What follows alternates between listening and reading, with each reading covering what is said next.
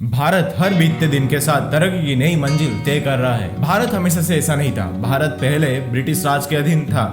आज से 75 साल पहले भारत ने अपनी जंजीर तोड़ आजादी का अमृत चखा। उसी दिन का खुशी मनाते हुए हम आज आजादी का अमृत महोत्सव पालन कर रहे हैं। इंडिया और इंडिया में होने वाली चीजें पूरी दुनिया से बिल्कुल अलग है। तो चलिए जानते हैं इस अनोखे भारत के बारे में कुछ अनोखी चीजें। इंडिया सिर्फ सोने का चिड़िया कहा ही नहीं जाता था, वो सच में सोने की चिड़िया थी भी। जब इंडिया ब्रिटिश राज के अधीन था तब इंडियन एम्पायर को one of the richest empire कहा जाता। उसका वर्थ कुछ 139 बिलियन यूएस डॉलर का है, जो आज के टाइम के रिचेस्ट मैन यानी कि एलोन मस्क या जेफ बेजोस से कहीं ज्यादा है अगर every factor is taken into consideration. Bharat को कई लोग अंडरमाइन इसलिए करते हैं क्योंकि उन्हें लगता है कि भारत में अच्छे से कोई इंग्लिश बोल नहीं पाता, लेकिन यूके या यूएई से भी कई ज्यादा लोग इंडिया में इंग्लिश बोलते हैं। इंडिया में इंग्लिश स्पीकिंग पॉपुलेशन जो है वो कुछ 125 मिलियन के आसपास है, जो यूएस के बाद आता है, यानी कि US rank first when India comes second. तो इंडिया कुछ ज्यादा पीछे नहीं है। तो जो लोग इंडिया को अंडरमाइन करते हैं इसलिए कि इंडिया में कम लोग इंग्लिश बोलते हैं, तो आप गलत हो। थोड़ा गेस करिए, शतरंज का खेल यानी कि चेस कहां पर इन्वेंट हुआ?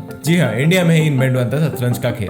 16वीं सेंचुरी में इंडिया में पहली बार शतरंज का खेल खेला गया। ये उसके बाद राजा रजवाड़ों का एक पास टाइम बन गया। इंडिया में फेमस होने के बाद ये पूरी दुनिया में फैलने लगा। जैसे पर्सिया, यूरोप वगैरह में ये प्रचलित हुआ, उसके बाद पूरे दुनिया में ये फेमस हो गया। अगर आप चेस को किसी दूसरे देश का मानते थे, वो भी इंडिया का ही है। Like we can say it chase and chill.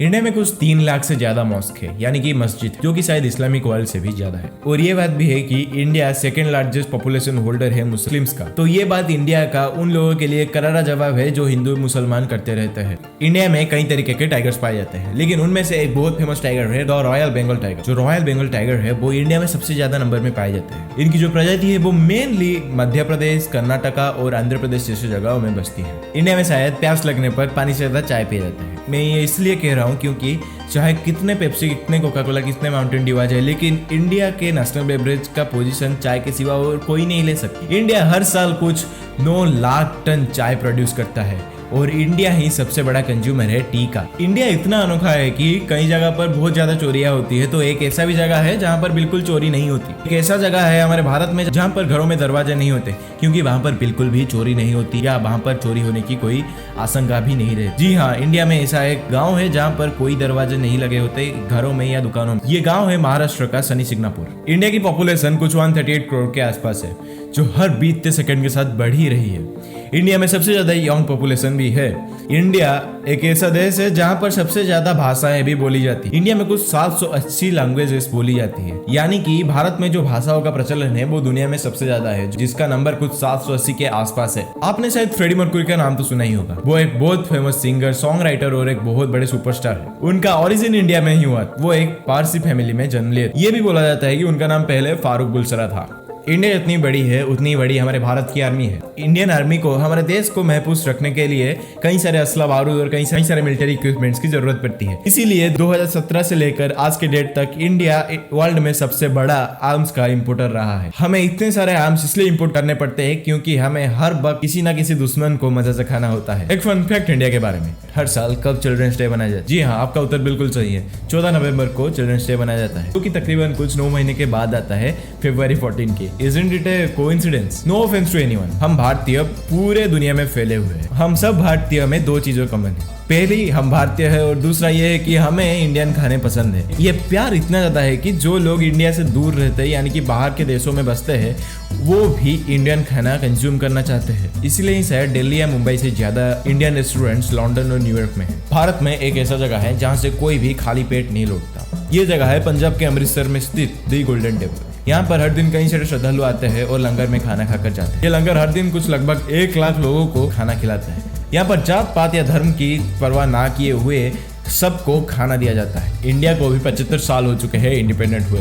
आप गेस कर सकते हैं कि इंडिया का जो मेन लैंड है वो कितने साल पुराना है। Can you guess how old is our India actually? India में जो पहला सिविलाइजेशन बसा था वो कुछ आज से 2,50,000 साल पहले बसी थी।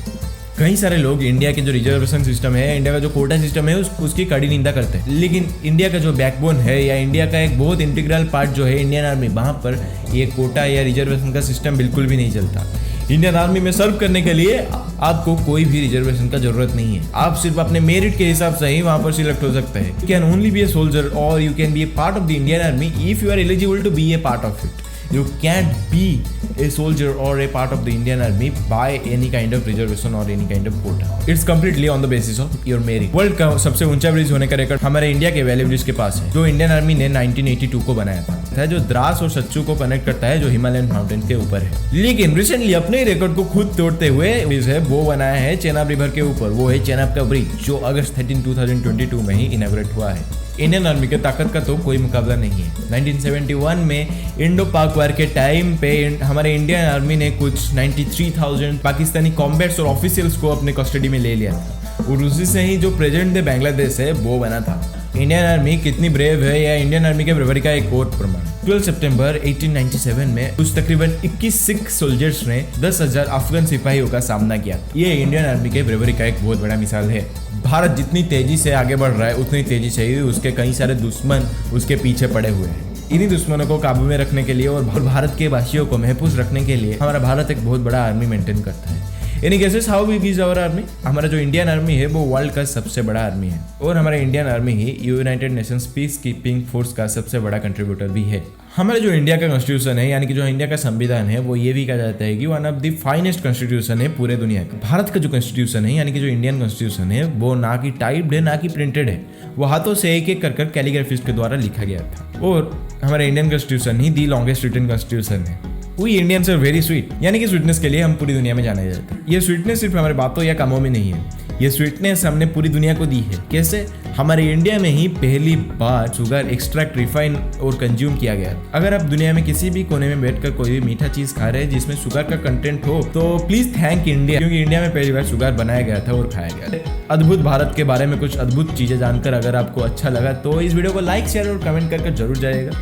और अगर ऐसी वीडियो आप देखना चाहते हैं तो इस चैनल को सब्सक्राइब करके जरूर जाइएगा और घंटी का बटन जरूर दबाकर जाइएगा। और अगर कुछ ऐसी चीजें हैं जो मैं छोड़ गया तो उसको प्लीज जाकर कमेंट सेक्शन में लिखिए, क्योंकि मैं हर कमेंट पढ़ता हूँ। Happy independence day to everyone. तो आज के लिए इतना ही था। अगर वीडियो आपको अच्छा लगा तो like, share, comment and subscribe to this channel.